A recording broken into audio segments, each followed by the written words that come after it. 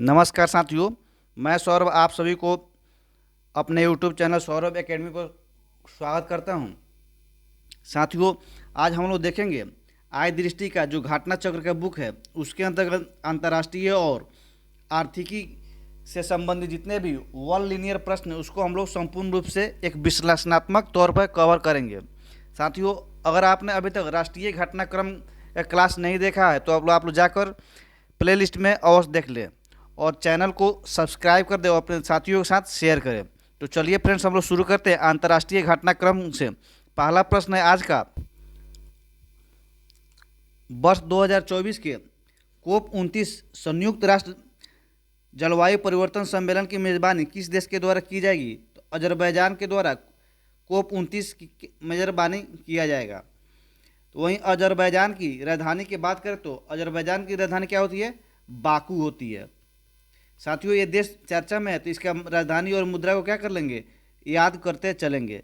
अगला प्रश्न है, नवंबर 2024 में आयोजित होने वाले यूरोपीय हाइड्रोजन सप्ताह के लिए किसे विशेष भागीदार घोषित किया गया है? तो भारत को क्या किया है? एक्सक्लूसिव पार्टनर घोषित किया गया है। श्रीलंका के नए प्रधानमंत्री के रूप में अभी हाल ही में किसने शपथ लिया है? तो हरिनी अमर सूर्या ने प्रधानमंत्री के रूप में शपथ लिया है। वहीं राष्ट्रपति की बात कर ले श्रीलंका के तो अनुरा दिसानेके ने राष्ट्रपति के रूप में शपथ ग्रहण किया है। अगला प्रश्न है, अमेरिकी यात्रा के दौरान प्रधानमंत्री नरेंद्र मोदी ने कहां पर दो नए भारतीय वाणिज्य दूतावास की स्थापना करने की घोषणा किया है? तो बोस्टन एवं लॉस एंजल्स में अमेरिका में उन्होंने घोषणा किया है। अगला प्रश्न है, Tiruvallur chair of Tamil studies की स्थापना कहाँ की जाएगी? तो ह्यूस्टन विश्वविद्यालय में किया जाएगा। कहाँ किया जाएगा? ह्यूस्टन विश्वविद्यालय में। ह्यूस्टन विश्वविद्यालय कहाँ है? तो यूएस में ह्यूस्टन विश्वविद्यालय है। अगला प्रश्न है, भारत किस देश के सहयोग से अपना पहला राष्ट्रीय सुरक्षा सेमीकंडक्टर फैब्रिकेशन प्लांट स्थापित करेगा? तो अमेरिका के सहयोग से भारत सेमीकंडक्टर फैब्रिकेशन प्लांट को स्थापित करेगा। इस प्लांट के द्वारा उत्पादित चिप्स का प्रयोग कहाँ किया जाएगा? तो सैन्य हार्डवेयर एवं संवेदनशील दूरसंचार नेटवर्क में इसका प्रयोग किया जाएगा। अगला प्रश्न है, व्यक्तिगत उपस्थिति वाले चौथे क्वाड लीडर समिट का आयोजन कहाँ किया जाएगा? किसका क्वाड लीडर समिट का आयोजन कहाँ किया जाएगा? तो विलिंगटन डेलावेयर अमेरिका में किया जाएगा। साथियों, यहाँ पे क्वाड है तो क्वाड की स्थापना कब हुआ है? तो क्वाड की स्थापना साथियों 2007 में इसकी स्थापना किया गया था। वहीं बात करें क्वाड की तो 2008 में फिर क्या कर दिया गया था? इसको क्या कहते हैं? बंद कर दिया गया था। कब? 2008 में। लेकिन कुछ दिनों के बाद फिर से 2017 में इसका क्या किया गया? इसका शुरुआत किया गया और तब से इसका सम्मेलन हरदम वार्षिक रूप से इसका बैठक किया जाता है। और यहाँ पे साथियों बात आता है तो क्वाड में कितने देश शामिल हैं? तो क्वाड में साथियों 4 देश शामिल है। क्वाड का मतलब ही होता है 4। कौन कौन देश शामिल है? तो ऑस्ट्रेलिया शामिल है और ऑस्ट्रेलिया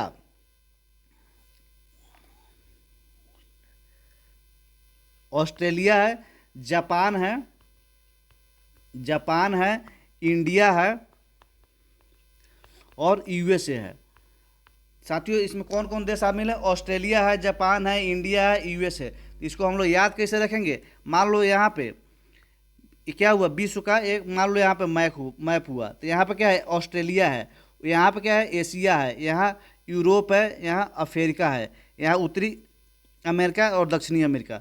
तो यहाँ पे सबसे पहले पूरब से पश्चिम की तरफ मूव करेंगे। यहाँ देखेंगे कि यहाँ पे सबसे पहले क्या है? ऑस्ट्रेलिया है। उसके बाद यहाँ पे क्या आता है? जापान आता है। यहाँ पे कौन देश आता है? जापान आता है, एशिया के सबसे पूर्वी भाग में। और उसके बाद यहाँ क्या है? इंडिया है। उसके बाद यहाँ पे यूएसए है।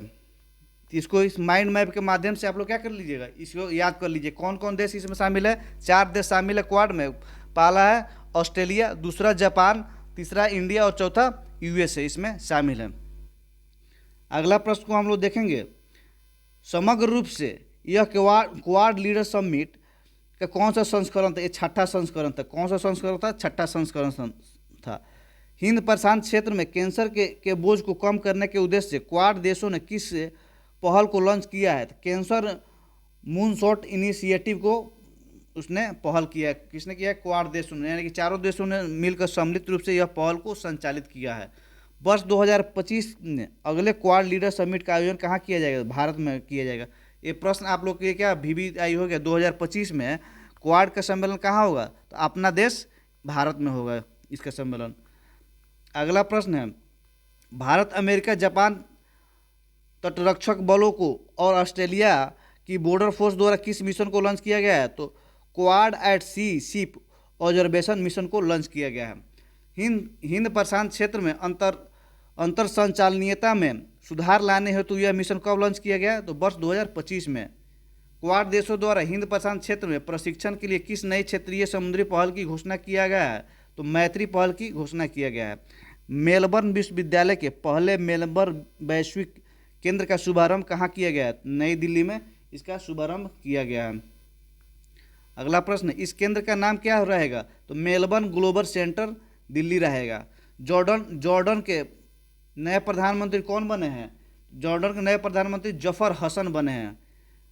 टाइफून यागी से प्रभावित देशों को मानवीय सहायता प्रदान करने के लिए भारत ने कौन सा अभियान लॉन्च किया गया है? तो ऑपरेशन सद्भावना भारत के द्वारा लॉन्च किया गया है।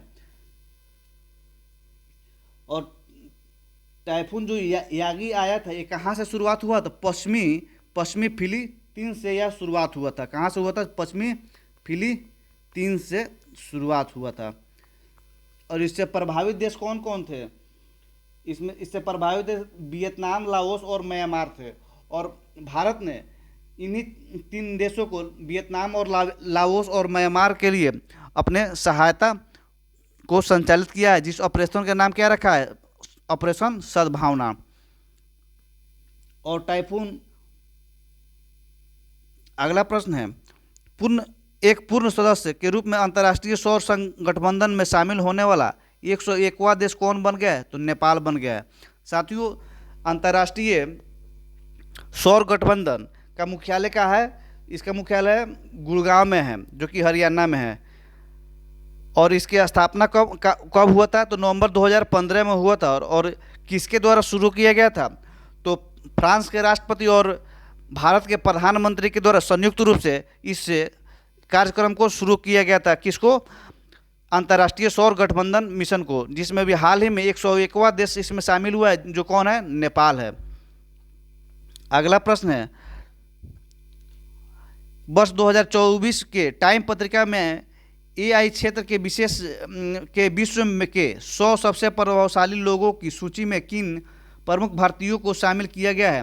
तो इसमें अश्विनी वैष्णव, नंदन नीलेकमणि और अभिनेता अनिल कपूर को इसमें शामिल किया गया है। अगला प्रश्न है, किन देशों या क्षेत्रों में कृत्रिम बुद्धिमत्ता पर पहली कानूनी रूप से बाध्यकारी अंतर्राष्ट्रीय संधि पर हस्ताक्षर किए गए हैं? तो अमेरिका, यूरोपीय संघ, United Kingdom, Andorra, Georgia, Iceland, Norway, Moldova, San Marino और इसराइल के साथ ये किया गया है। अंतर्राष्ट्रीय सौर महोत्सव 2024 का आयोजन कहाँ हुआ है? तो नई दिल्ली में इसका आयोजन हुआ, अंतर्राष्ट्रीय सौर महोत्सव का। किसके द्वारा आयोजन किया गया है? अंतर्राष्ट्रीय सौर गठबंधन के द्वारा इसका आयोजन किया गया है। आगे हम लोग देखेंगे, भारतीय प्रौद्योगिकी संस्थान दिल्ली ने कहाँ अपना पहला अंतर्राष्ट्रीय खेल परिसर का उद्घाटन किया है? तो अबू धाबी, यानी कि संयुक्त राज्य अमेरिका में IIT दिल्ली ने अपना पहला अंतर्राष्ट्रीय खेल परिसर का वहाँ पे उद्घाटन किया है।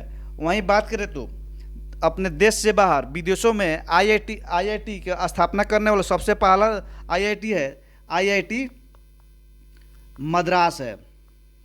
IIT मद्रास, जो अक्टूबर 2023 में तंजानिया में अपना पहला एक क्षेत्रीय कार्यालय को स्थापित किया था। वहीं दूसरा है IIT दिल्ली, जो अबू धाबी में अपना एक ब्रांच वहाँ पर क्या किया? ओपन किया है। दो ही ऐसा IIT है जो देश से बाहर अपना ब्रांच को ओपन किए हैं। अगला प्रश्न है, राष्ट्रीय शिक्षा नीति 2020 के विजन के अंतर्गत कौन सा विश्वविद्यालय भारत में एक परिसर की स्थापना करेगा? साउथ थैम्पटन विश्वविद्यालय UK के, वहीं क्या करे? भारत में अपना परिसर को स्थापित करेगा। अगला प्रश्न है, किस देश में हनुमान जी के 90 फीट ऊंची प्रतिमा का अनावरण किया गया है, तो अमेरिका में किया गया है। उस प्रतिमा का क्या नाम रखा गया है? तो स्टैचू ऑफ यूनियन उस प्रतिमा का नाम रखा गया है। किस मंदिर में बजरंग बली की प्रतिमा की प्राण प्रतिष्ठा किया गया है? तो अष्टलक्ष्मी मंदिर में किया गया। अष्टलक्ष्मी मंदिर कहाँ पे है? चेन्नई में है। इसमें लक्ष्मी जी के 8 रूप के बारे में विस्तृत वर्णन किया गया है इस मंदिर में। भारत और डेनमार्क ने कहाँ पर स्वच्छ नदियों पर स्मार्ट प्रयोगशाला का अनावरण किया है? तो वाराणसी में किया है। यह प्रयोगशाला किसके बीच की एक त्रिपक्षीय अनूठी पहल है? भारत सरकार और IIT BHU एवं डेनमार्क सरकार के द्वारा यह त्रिपक्षीय अनूठी एक पहल है। अगला प्रश्न है, तीसरे वॉइस ऑफ ग्लोबल साउथ शिखर सम्मेलन की मेजबानी किस देश के द्वारा की गई है? तो भारत के द्वारा यह मेजबानी किया गया है। इस सम्मेलन का थीम क्या था? एक सतत भविष्य के लिए एक सशक्त ग्लोबल साउथ नाम था। एक सतत भविष्य के लिए एक सशक्त ग्लोबल साउथ था। थाईलैंड की संसद द्वारा किसे नए प्रधानमंत्री नियुक्त किया गया है? पेंटोटार्न सिनावात्रा को नियुक्त किया गया है। अगला प्रश्न है, किस देश द्वारा भारत के साथ अनुसंधान और सांस्कृतिक सहयोग के लिए मैत्री अनुदान की घोषणा की गई है? किस देश द्वारा भारत के साथ अनुसंधान और सांस्कृतिक सहयोग के लिए मैत्री अनुदान की घोषणा किया गया है? तो ऑस्ट्रेलिया के साथ। भारत किस देश में अपने राजनयिक संबंधों को मजबूत करने के लिए वाणिज्य दूतावास खोलेगा? न्यूजीलैंड में यह अपना दूतावास खोलेगा। न्यूजीलैंड में कहाँ भारत का वाणिज्य दूतावास खोला जाएगा? ऑकलैंड में इसका दूतावास खोला जाएगा। अगला प्रश्न है, किस देश के 2 विश्वविद्यालय ने गुजरात के गिफ्ट सिटी में अपना कैंपस को स्थापित किया है? तो ऑस्ट्रेलिया के 2 विश्वविद्यालय ने गुजरात के गिफ्ट सिटी में अपना कैंपस को स्थापित किया है। वो 2 विश्वविद्यालय कौन से है? तो डीकन विश्वविद्यालय और बोलोगंगोंग विश्वविद्यालय। कौन है? डीकन विश्वविद्यालय और बोलोगंगोंग विश्वविद्यालय। कहाँ खोलेगा अपना कैंपस? गुजरात में खोलेगा। कहाँ का है? ऑस्ट्रेलिया का है। अगला प्रश्न देखेंगे, 5 कार्यकालों के लिए बांग्लादेश के प्रधानमंत्री रही शेख हसीना वाजेद ने किस कारण से अपने पद से इस्तीफा दे दिया? तो व्यापक हिंसक छात्र विरोधी कारण उसने क्या इस्तीफा दे दिया। संयुक्त राष्ट्र कमान में शामिल होने वाला 18वां देश कौन बन गया है? जर्मनी बन गया है। राष्ट्रपति द्रौपदी मुर्मू को किस देश के सर्वोच्च नागरिक सम्मान companion of the order Fiji से सम्मानित किया गया है? तो फिजी के देश के द्वारा राष्ट्रपति को यह सम्मान प्राप्त हुआ है। यूनेस्को की विश्व विरासत समिति का 46वां सत्र कहाँ पे आयोजित किया गया? तो नई दिल्ली में किया गया। यूनेस्को की विश्व विरासत सूची में शामिल होने वाला 43वां स्थल कौन है? जो जुलाई 2024 का यह न्यूज है।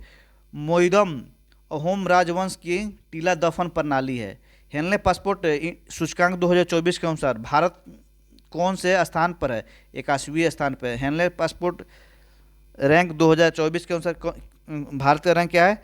81 रैंक है। वहीं विश्व के सबसे शक्तिशाली पासपोर्ट किसका बन गया है? तो सिंगापुर का विश्व का सबसे शक्तिशाली पासपोर्ट बन गया है। अगला प्रश्न है, बैंकॉक में आयोजित एशियाई आपदा तैयारी केंद्र की बैठक में किसने वर्ष 2024-25 के लिए एशियाई आपदा तैयारी केंद्र की अध्यक्षता संभाली है? तो भारत ने यह अध्यक्षता संभाली है।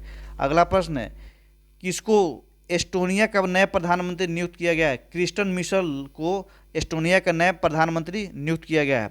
एक VBI प्रश्न है, भारत के पहले समुद्र पारीय यानी कि समुद्र के बाहर जन औषधि केंद्र का उद्घाटन कहाँ किया गया है? तो मॉरिशस में किया गया है। इस केंद्र का उद्घाटन माननीय श्री विदेश मंत्री S जयशंकर के द्वारा मॉरिशस में किया गया था। 17 जुलाई 2024 को किया गया है जन औषधि केंद्र का, यानी कि विदेश में पहला कहाँ पे खुला है जन औषधि केंद्र? तो मॉरिशस में खुला है। वर्ल्ड क्राफ्ट काउंसिलिंग AISBL द्वारा किस भारतीय शहर को आधिकारिक रूप से WCC वर्ल्ड क्राफ्ट सिटी घोषित किया गया है? तो श्रीनगर यानी जम्मू कश्मीर को वर्ल्ड क्राफ्ट सिटी घोषित किया गया है। अब तक के कितने भारतीय शहरों को वर्ल्ड क्राफ्ट सिटी घोषित किया जा चुका है? तो 4 शहर को वर्ल्ड क्राफ्ट सिटी घोषित किया जा चुका है। इसमें कौन कौन है? ममलानपुरम तमिलनाडु, जयपुर राजस्थान और मैसूरू और श्रीनगर है।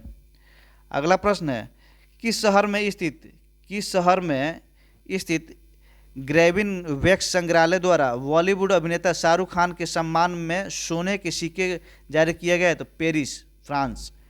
केंद्रीय विदेश मंत्री एस जयशंकर ने कहाँ पर भारत मॉरिशस मैत्री उद्यान का उद्घाटन किया है? तो पोर्ट लुइस कहाँ है? मॉरिशस में। वहीं पर केंद्रीय विदेश मंत्री एस जयशंकर के द्वारा भारत मॉरिशस मैत्री उद्यान का उद्घाटन किया गया है।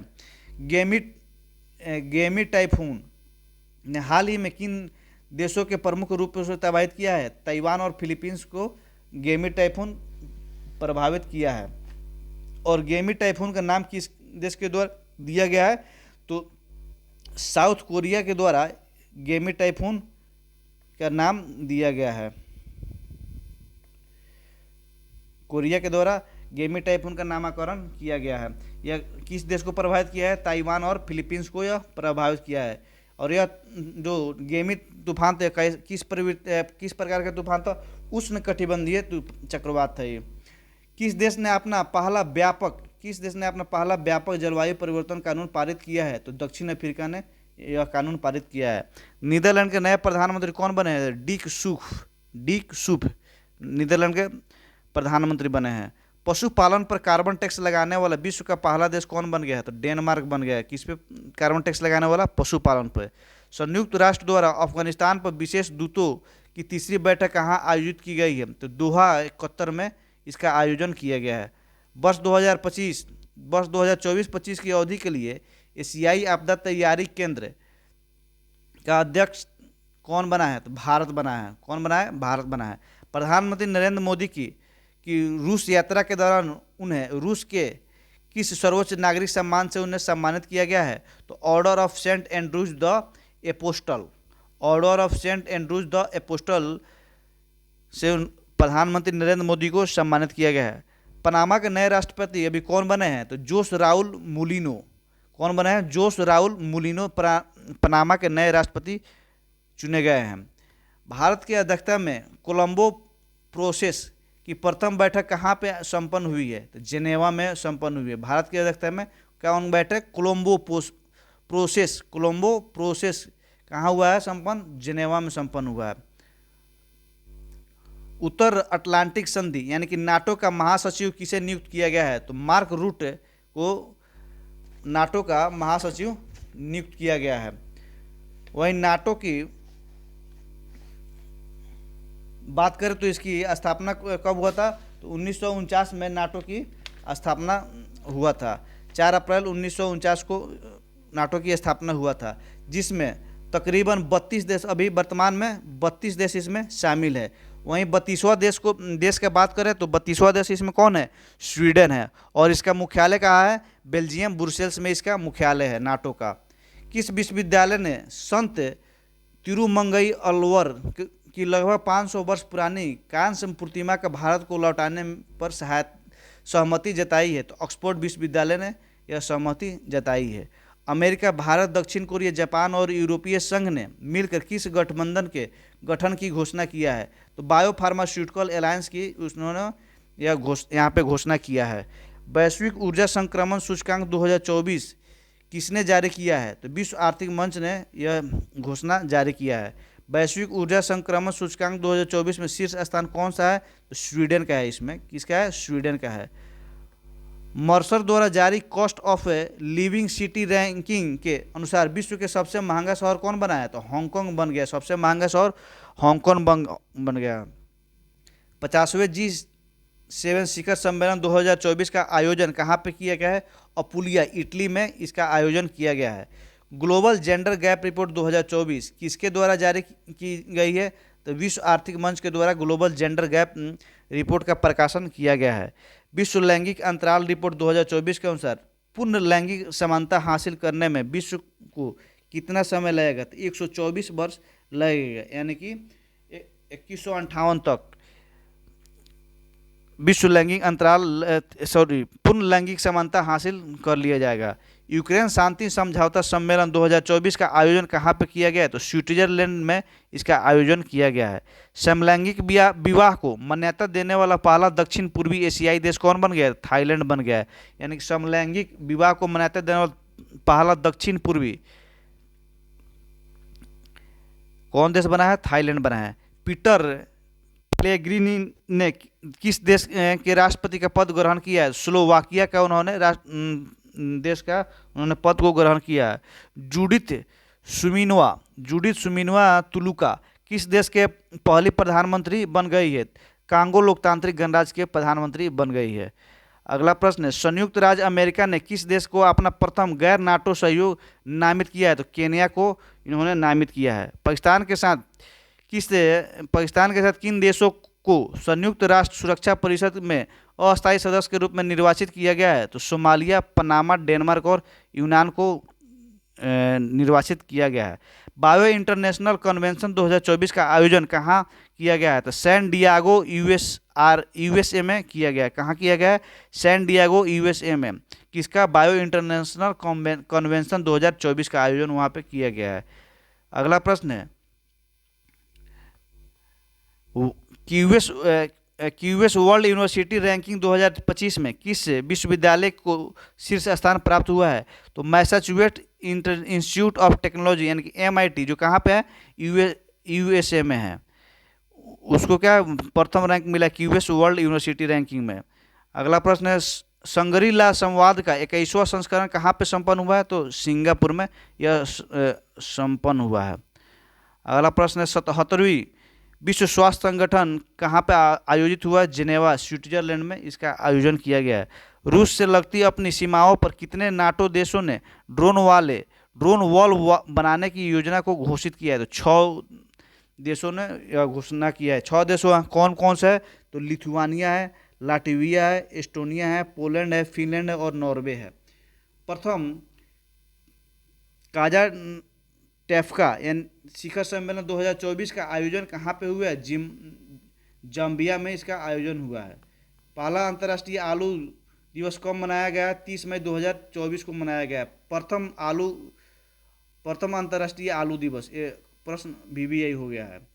किसके द्वारा अंतर्राष्ट्रीय आलू दिवस मनाए जाने की घोषणा किया गया है? तो FAO द्वारा, संयुक्त राष्ट्र खाद्य एवं कृषि संगठन द्वारा यह दिवस मनाने की घोषणा किया गया है।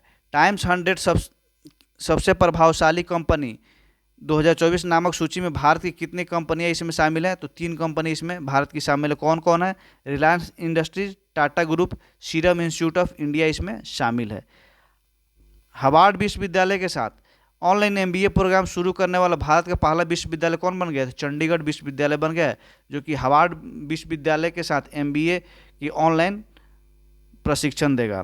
हुरून इंडिया ऑर्ट लिस्ट 2024 में किसे शीर्ष स्थान प्राप्त हुआ है? तो भारतीय मूल के अनीश कपूर को प्राप्त हुआ है। लंदन UK के हैं। पर्यावरण प्रदर्शन सूचकांक 2024 में भारत का कौन सा स्थान प्राप्त है? और किस देश के विदेश मंत्री के लिए AI संचालित प्रवक्ता विक्टोरिया सी का अनावरण किया गया है? तो यूक्रेन के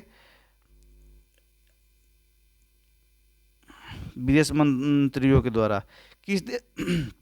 किस देश के नए राष्ट्रपति के रूप में लाई चिंग-ते ने शपथ लिया है?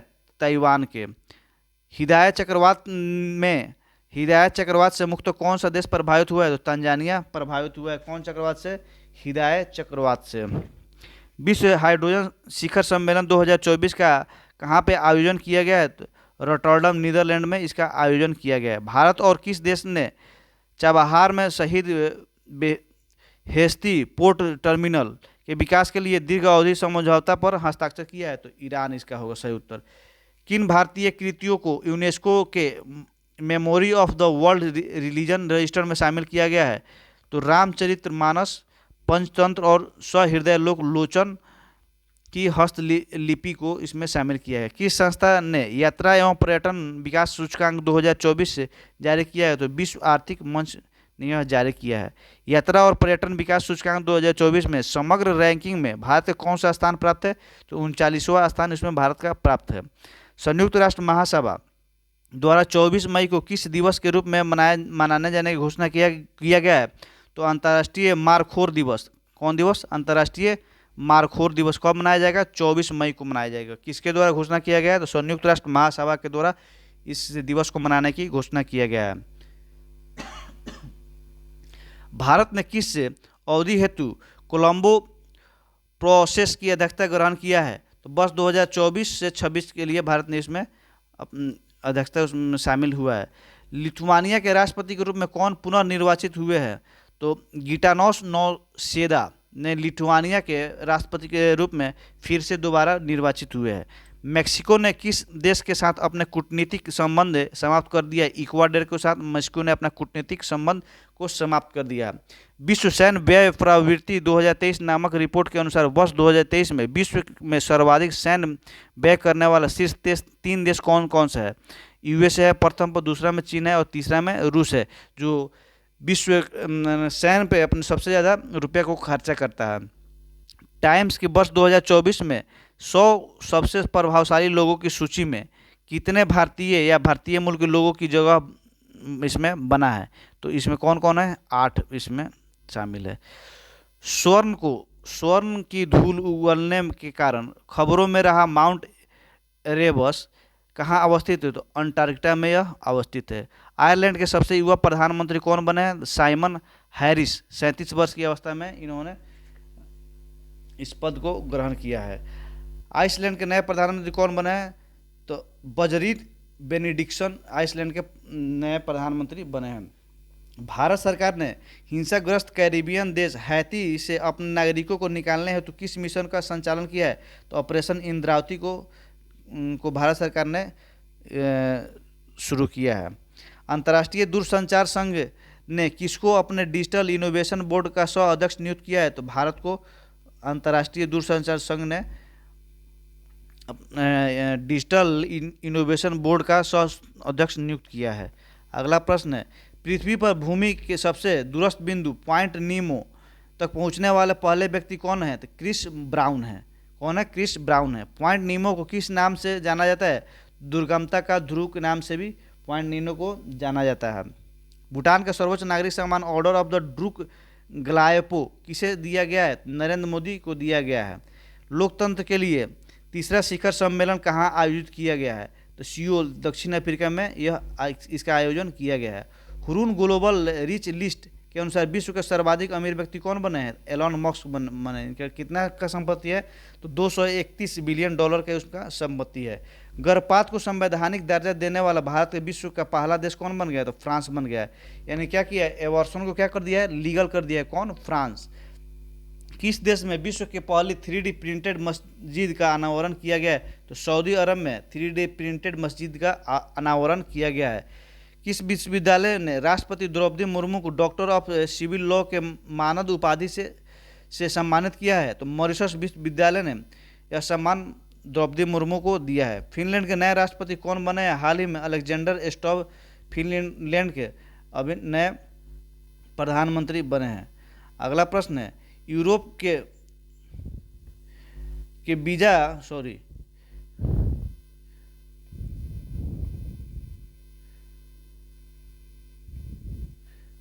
यूरोप के वीजा मुक्त शोंगन जोन में शामिल होने वाला अंतिम पश्चिम बाल्कन राष्ट्र कौन बना है? कोसोवा बना है। इसमें भारत की जौन औषधि पहल में शामिल होने वाला पहला देश कौन बना है? मॉरिशस है। भारतीय भेषज संहिता मानकों को मान्यता देने वाला पहला स्पेनिश भाषी देश कौन बना है? निकारागुआ गुआ इसमें बना है। भारत और किस देश के बीच आतंकवाद मानव पदार्थों की करने हेतु होमलैंड सिक्योरिटी डायलॉग 2024 का आयोजन किया गया? तो भारत और अमेरिका के द्वारा इसका आयोजन किया गया है। अंतर्राष्ट्रीय बौद्धिक संपदा सूचकांक 2024 में भारत को कौन सा स्थान प्राप्त है? तो 42वां स्थान इसमें प्राप्त है। कार्यस्थल पर हिंसा और उत्पीड़न को समाप्त करने के लिए अंतर्राष्ट्रीय श्रम संगठन कन्वेंशन का अनुसमर्थन करने वाला पहला एशियाई देश कौन बना है? तो फिलीपींस इसमें पहला एशियाई देश बना है। इंडिया यूएस एक शिखर सम्मेलन का आयोजन कहाँ पर किया गया है? तो नई दिल्ली में इसका आयोजन किया गया है। यह इस सम्मेलन का कौन सा संस्करण था? दूसरा संस्करण था। इंडस एक्स का पूर्ण नाम क्या होगा? India US defence acceleration ecosystem, India US defence acceleration ecosystem इसका पूर्ण रूप होगा। किस देश में चक्रवात किरिली ने भारी तबाही मचाई है? तो ऑस्ट्रेलिया में यह चक्रवात भारी तबाही मचाई है। यह किस प्रवृत्ति के चक्रवात है? तो उष्णकटिबंधीय चक्रवात है। अफ्रीका देश के लाइबेरिया के राष्ट्रपति के पद पर किसने शपथ ग्रहण किया है? तो जोसेफ बोकाई ने शपथ ग्रहण किया है। युगांडा में कौन सा शिखर सम्मेलन का आयोजन किया गया है? तो तीसरा शिखर सम्मेलन का आयोजन कहाँ पे किया गया है? युगांडा में किया गया है। इस शिखर सम्मेलन का थीम क्या था? The leaving no one behind. क्या थीम था? Leaving no one behind. इसमें इस सम्मेलन में प्रतिभागी कौन था? G77 के सदस्य देश एवं चीन था। कौन कौन था? G77 के सदस्य देश और चीन इसमें शामिल था। किस देश के 3 शहरों या नगरों को 22 जनवरी 2024 को अयोध्या राम मंदिर दिवस के रूप में घोषित किया है? तो कनाडा। किस देश ने 3 शहरों या नगरों को 22 जनवरी 2024 को अयोध्या राम मंदिर दिवस के रूप में घोषित किया है? तो कनाडा इसका सही उत्तर होगा। ये 3 शहर का नाम कौन कौन सा है? तो ब्रैम्पटन, ओकविले तथा ब्रैंकफोर्ड है। कौन कौन है? ब्रैम्पटन, ओकविले तथा ब्रैंकफोर्ड है। कौन डेनमार्क के नए सम्राट बने हैं? तो फ्रेडरिक दशम डेनमार्क के नए सम्राट बने हैं। भारत में किस देश में भारत पार्क स्थापित करने की घोषणा किया गया? तो संयुक्त अरब अमीरात में। भारत ने किस देश में भारत पार्क स्थापित करने की घोषणा किया है? तो संयुक्त अरब अमीरात में। फ्रांस के सबसे कम उम्र के प्रधानमंत्री कौन बने हैं? तो गैब्रियल अटल फ्रांस के सबसे कम उम्र के प्रधानमंत्री बने हैं। किस देश में भारत में हरित ईंधनों के गठबंधन हुआ है? तो डेनमार्क में इसका हुआ है। अगला प्रश्न है, इस संगठन का क्या नाम रखा गया? तो GFA यानी कि ग्रीन फ्यूल अलायंस इंडिया इस संगठन का नाम रखा गया है। सक्सेस मसरा को किस देश का प्रधानमंत्री नियुक्त किया गया है? चाड का प्रधानमंत्री नियुक्त किया गया है। किसके? सक्सेस मसरा को नियुक्त किया गया है। शेख मोहम्मद सबा अल सलेम अल सबा को किस देश का प्रधानमंत्री नियुक्त किया गया है? तो कुवैत का प्रधानमंत्री नियुक्त किया गया। साथियों, यहाँ पे अंतर्राष्ट्रीय समसामयिक परिदृश्य के जितने भी घटना है उस यहाँ पे पूर्ण रूप से वन लाइनर फॉर्मेट का समाप्त होता है। और इसके बाद मैं आर्थिकी और विज्ञान प्रौद्योगिकी से संबंधित और खेल से संबंधित जितने भी वन लाइनर प्रश्न है उसको इसके नेक्स्ट वीडियो लेक्चर में आप लोगों को संपूर्ण रूप से कवर करा दिया जाएगा। तब तक आप लोग इसी को देखिए और अपने तैयारी को और बेहतर से बेहतर इजाफा कीजिए ताकि आपका सीट एक सुनिश्चित हो जाए। और सेशन को देखिए और अपनी प्रतिक्रिया कमेंट बॉक्स में अवश्य दीजिए। धन्यवाद।